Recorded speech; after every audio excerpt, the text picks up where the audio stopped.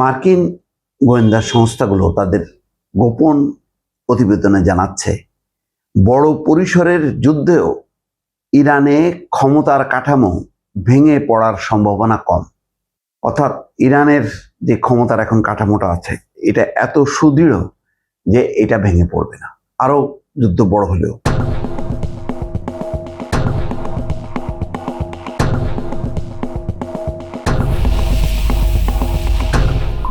সেই প্রতিবেদনে বলা হচ্ছে, বড় পরিসরের যুদ্ধ এবং সামরিক সংঘাত হলেও ইরানে ক্ষমতার কাঠামো ভেঙে পড়ার সম্ভাবনা কম। যুক্তরাষ্ট্রের গোয়েন্দা সংস্থাগুলোর একটা গোপন প্রতিবেদনে এটা বলা হচ্ছে। ফলে মার্কিন প্রেসিডেন্ট এবং আমেরিকার প্রশাসন বিপদে পড়ছে। পুরো যুদ্ধ করে একটা দেশ দখল করে, এটা বিশাল ব্যাপার। এটার জন্য যে পরিমাণ এফোর্ট ব্যয় করতে হবে, এটা মানে অনেকের কাছেই এটা এখন দুঃস্বপ্ন। তারা চেয়েছিল যে আভ্যন্তরীণভাবে দুর্বল হবে এবং জনগণ ক্ষুব্ধ হয়ে শাসন ব্যবস্থা পরিবর্তন করবে, কিন্তু 8 দিনের মাথায় তার কোনো লক্ষণ নেই, বরং দিনকে দিন আরো ইরান সংগঠিত হচ্ছে। মার্কিন প্রেসিডেন্টের এখন সেই দাবি এখন পোস্টের মুখে পড়ছে, যেখানে তিনি ইরানের নেতৃত্ব সরিয়ে নিজের পছন্দের উত্তরসূরি বসাতে পারেন বলে দাবি করছিলেন। সংবাদ মাধ্যম টিআরটি ওয়ার্ল্ড বলছে, বড় পরিসরের যুদ্ধ হলেও ইরানের সামরিক এবং ধর্মীয় নেতৃত্বের ক্ষমতার কাঠামো ভেঙে ফেলা কঠিন হবে বলে যুক্তরাষ্ট্রের একটি গোপন গোয়েন্দা প্রতিবেদনে বলা হচ্ছে।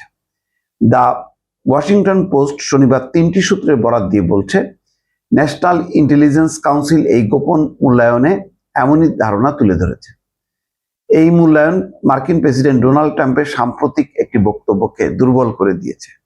ওই বক্তব্যে তিনি বলেছিলেন, ইরানের নেতৃত্ব সরিয়ে দিয়ে নিজের পছন্দের উত্তরসূরি বসাতে পারবেন তিনি। প্রতিবেদনে ইঙ্গিত দেওয়া হয়েছে, যুদ্ধের জেরে যে এমন ফলাফল পাওয়া যাবে তার কোনো নিশ্চয়তা নেই। অর্থাৎ এখন ইরানের জনগণ এখন নিজেদের আত্মরক্ষা এবং ইরানের যেই শাসকরা আছে তাদের নেতৃত্বেই বরং ঐক্যবদ্ধ। কারণ এই হামলা, ইসরায়েল এবং আমেরিকার হামলা, এটা ইরানের জনগণ মেনে নেবে না। আভ্যন্তরীণভাবে তাদের ক্ষোভ বিক্ষোভ থাকতে পারে, সেটার সাথে এই যুদ্ধ তারা এক করে দেখছে না। ন্যাশনাল ইন্টেলিজেন্স কাউন্সিলে যুক্তরাষ্ট্রের 18টি গোয়েন্দা সংস্থার জ্যেষ্ঠ বিশ্লেষকরা কাজ করেন। তারা সম্মিলিতভাবে বিভিন্ন গোপন গোয়েন্দা তথ্য মূল্যায়ন এবং প্রস্তুত করেন। এই প্রতিবেদনটি প্রস্তুত করা হয় প্রায় 1 সপ্তাহ আগে, অর্থাৎ 28শে ফেব্রুয়ারি যুক্তরাষ্ট্র এবং ইসরায়েলের ইরানের বিরুদ্ধে যুদ্ধ শুরুর আগেই। এতে বিশ্লেষণ করা হয়েছিল, সীমিত হামলা বা সরকারি প্রতিষ্ঠানগুলোর উপর বড় ধরনের আক্রমণের মাধ্যমে ইরানের নেতৃত্বকে লক্ষ্যবস্তু করা হলে কি ধরনের পরিস্থিতি তৈরি হতে পারে।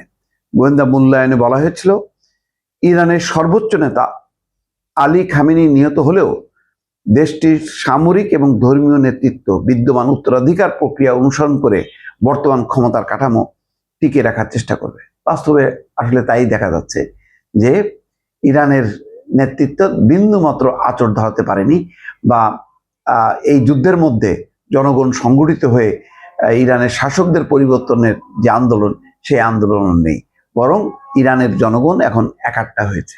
আর এতেই ট্রাম্পের যে ধারণা ছিল, সেই ধারণাটা একদম পুরো উল্টে গেছে। সেটাই এই প্রতিবেদন যেটা ধারণা করেছিল, ঠিক সেটাই কিন্তু হচ্ছে।